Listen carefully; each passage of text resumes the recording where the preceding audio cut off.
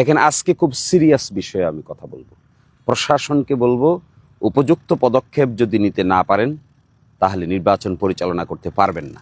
আর উপযুক্ত পদক্ষেপ যদি নিতে চান তাহলে আপনারা দেখান যে আপনারা উপযুক্ত পদক্ষেপ নিতে পারেন। 1 নম্বর কথা বলছি আপনাদেরকে। 1 নম্বর কথা হলো, অবশ্যই আপনাদেরকে দলীয় পদে থাকা ব্যক্তিদেরকে প্রিজাইডিং অফিসার, পুলিং অফিসার পদ থেকে বাদ দিতে হবে। আমি আশা করব দিরাই এবং সাল্লায় যে তালিকা করেছেন এর মধ্যে একটা অভিযোগও যদি আসে যে দলীয় কোনো পদে আছেন তাহলে তাদেরকে আজকেই বাদ দিবেন, ট্রেনিংয়ে ডাকবেন না। ট্রেনিংয়ে ডাকার দায়িত্ব আপনাদের না। কেন আপনারা ট্রেনিংয়ে ডাকবেন? ডিএসবি, এনএসআই, যত গোয়েন্দা বাহিনীর রিপোর্ট আছে, একটা লোকও যদি দলীয় পদে থাকা এখানে আসে তাহলে আপনারা তাড়াতাড়ি তালিকা করে তাদেরকে বাদ দিবেন এবং কোনো ধরনের কোনো সাবটারফিউজ, কোনো ছলচাতুরির আশ্রয় নেবেন না। স্পষ্ট দেখাতে হবে যে একটা নিরপেক্ষ নির্বাচন করার ক্ষেত্রে আপনারা সিরিয়াস। একটা অভিযোগও যদি আসে তালিকা করবেন, তাদেরকে তালিকা থেকে বাদ দিবেন। স্বচ্ছ নিরপেক্ষভাবে প্রিজাইডিং অফিসার, পুলিং অফিসারদের তালিকা করবেন। এতে আমরা কোনো ধরনের শৈথিল্য দেখতে চাই না। আপনারা যারা আছেন সহকারী রিটার্নিং অফিসার, ডিসি সাহেব যে আছেন রিটার্নিং অফিসার, এগুলো খবর নেন। এগুলো খবর না নিয়ে শুধুমাত্র অফিসিয়াল মেকানিজম ব্যবহার করে কাউকে বোঝানোর চেষ্টা করবেন না। এগুলো বোঝার ক্ষমতা যথেষ্ট আমাদের আছে।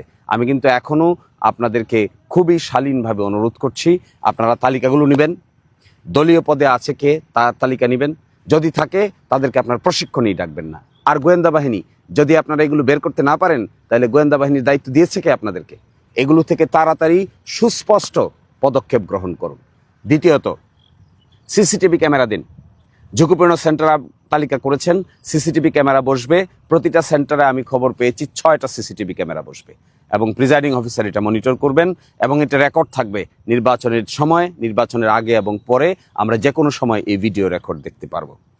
আর একই সাথে আপনারা পুলিশ যারা দায়িত্বে থাকবেন তাদেরকে আপনারা বুক ক্যামেরা দিবেন, যেন কে কি করছে না করছে এটা পরিপূর্ণ রেকর্ড থাকে। এটি নির্বাচনের পরিবেশ অনেকটাই নিশ্চিত করবে।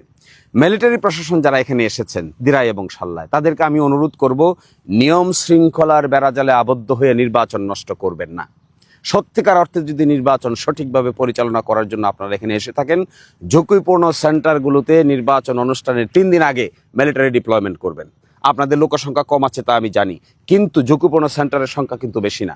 এই ঝুঁকিপূর্ণ সেন্টারগুলোতে অন্ততপক্ষে 3 জন সেনা সদস্যদেরকে আপনারা এখানে মোতায়েন করবেন। স্ট্রাইকিং ফোর্সে দূর থেকে যাবেন। কে আপনাদেরকে খবর দিবে? কখন খবর দিবে? কখন আপনারা যাবেন? এটা দুর্গম এলাকা, এক জায়গা থেকে আরেক জায়গায় যেতেই সময় চলে যায়। ফেরি পারাপার আছে, গোদারা পারাপার আছে। এগুলোকে আপনারা আমাকে কেউ কেউ বলেছেন সাবস্টেশন করবেন, করেন সাবস্টেশন করাতে আমাদের কোনো আপত্তি নেই। আপনারা একটা সেন্ট্রাল স্টেশন করেন, সাবস্টেশন করেন। এরপরে এই অঞ্চলের মিলিটারি কমান্ডিং দায়িত্বে যারা আছেন তাদের দৃষ্টি আকর্ষণ করছি আমি। আপনারা যারা শান্তিগঞ্জ থেকে এগুলো নিয়ন্ত্রণ করার জন্য আসছেন, শান্তিগঞ্জ থেকে দেখবেন। দিলাই থেকে যারা নিয়ন্ত্রণ করতে আসছেন সেই মিলিটারি কমান্ডার দিলাই থেকে দেখবেন।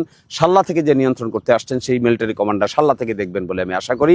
আপনারা সাবস্টেশন বানান, আমাদের কোনো আপত্তি নাই। কিন্তু ঝুঁকিপূর্ণ বা অতিরিক্ত ঝুঁকিপূর্ণ হিসেবে অল্প কয়েকটা সেন্টার আপনারা তালিকাভুক্ত করেছেন। ওই সেন্টারগুলোতে অন্তত 2 জন 3 জন মিলিটারি হলেও নির্বাচন অনুষ্ঠানের 2 দিন আগ থেকে, অর্থাৎ 10 তারিখ সকাল 7:30টা থেকে আপনারা সেখানে অবস্থান গ্রহণ করুন।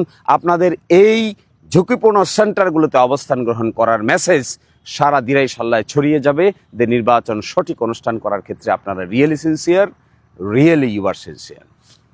বিভিন্ন জায়গায় বেশ কিছু থ্রেটের ঘটনা আসছে। আমি জানি না, সহকারী রিটার্নিং অফিসার যিনি আছেন, 2 থানার 2 টিওনো সাহেব আছেন, ওসিরা আছেন, আপনারা অভিযোগ দিলে ব্যবস্থা নেবেন এই কথা বলে থাকেন। আপনাদের যে মনিটরিং টিম আছে, আপনাদের যে ম্যাজিস্ট্রেসি ক্ষমতা আছে, ম্যাজিস্ট্রেসি ক্ষমতা ব্যবহার করেন না কেন? সুমোটো দায়িত্ব পালন করেন না কেন? কে যে আপনার বাড়িতে খালি বারবার অভিযোগ দায়ের করবে? কারণ মানুষের কোনো কাজ নাই যে বারবার গিয়ে আপনার বাড়ি থেকে অভিযোগ দায়ের করবে তারপরে আপনি পদক্ষেপ নেবেন? জানেন না, যারা থ্রেট দেয়, যারা থ্রেটের রাস্তা অবলম্বন করে, তাদের নাম প্রকাশ করতে মানুষ আশঙ্কাবোধ করে, শঙ্কাবোধ করে। আপনারা সুমোটো পদক্ষেপ গ্রহণ করেন। কিছু অভিযুক্ত পড়েছে যে কারা থ্রেট দেন, কারা কিভাবে কি বলেন, দেশে থাকতে পারবে কি পারবে না এই কথাও বলেন। এই সমস্ত নির্বাচনের পরে দেখে নেবেন, এই সমস্ত কথা বলেন। এই সমস্ত কথায় এই গন্ডামির সময় কি এখন? এই গন্ডামি করে নির্বাচন করা যাবে? 2026 সালের নির্বাচন কি গন্ডামি নির্বাচন? 2026 সালের নির্বাচন ফ্রি, ফেয়ার, ক্রেডিবল নির্বাচন। এখানে থ্রেট দিবে আর আপনারা বসে বসে থাকবেন, তাহলে প্রশাসনে কি দায়িত্বটা কি আপনার? কি দায়িত্ব আপনার? দায়িত্ব পালন করে দেখান না। নখদন্তরহীন বাঘ হলে তো আপনাকে কে ভয় পাবে?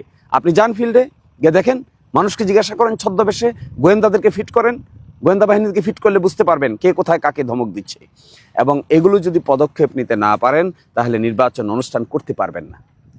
কত স্পষ্ট, নির্বাচন করতে চান, নির্বাচন করার মতো করবেন। নির্বাচন করার ক্ষেত্রে আপনি কোনো ধরনের কোনো ছলচাতুরির আশ্রয় নিজেও নেবেন না, কাউকে নিতেও দিবেন না। আমার পক্ষ থেকে কোনো ব্যক্তি যদি কখনো এই সমস্ত কাজের সঙ্গে জড়িত থাকে, পদক্ষেপ নিন, শাস্তি দিন। আমি আপনাদেরকে সেই শাস্তি দেওয়ার ক্ষেত্রে অবশ্যই কার্যকরী ভূমিকা পালন করব। আমি আপনাদেরকে সাহায্য করব। অপর পক্ষে এইরকম কাজ যদি কেউ করে থাকেন তাদের বিরুদ্ধে নেন। কয়েকটি কাজ আজকেই পদক্ষেপ নেন। এক, প্রিজাইডিং অফিসার, পুলিং অফিসারের তালিকাটা দেখেন, সাথে নেন। একজন ব্যক্তির বিরুদ্ধেও যদি রাজনৈতিক সংশ্লিষ্টতার অভিযোগ থাকে তাকে বাদ দেন, স্পষ্ট করে বাদ দেন। আমরা চাই না, তাদের কোনো দলেরই চাই না। সেকেন্ড, সিসিটিভি ক্যামেরা এস্টাবলিশমেন্ট করেন। আমি জানি সরকার বাজেট দিয়েছে, করার কথা। থার্ড, বুক ক্যামেরা দেন পুলিশকে। ফোর্থ, মিলিটারি প্রশাসনের সঙ্গে বসেন, সমন্বিত, ঠেলা ধাক্কা করবেন না। একজন আরেকজনকে বলবেন না এটা তার দায়িত্ব, আরেকজন আরেকজনকে বলবেন এটা তার দায়িত্ব। No, this is your coordinated effort. Government is government. গভর্নমেন্টের একটা department cannot blame another department. বলতে পারেন না military is also under government, military is also under government, civil administration also under government. আপনারা যেগুলোকে, আমি ডিসি সাহেবকে বলবো আপনি রিটার্নিং অফিসার, আপনি এইভাবে পাশ কাটিয়ে যাবেন না। আপনি সুনির্দিষ্ট পদক্ষেপ নিয়ে বলেন ঝুঁকিপূর্ণ সেন্টারগুলোতে আপনারা মিলিটারি 3 দিন আগে থেকে 2 দিন আগে থেকে দিবেন, বাস। That is what is the environment.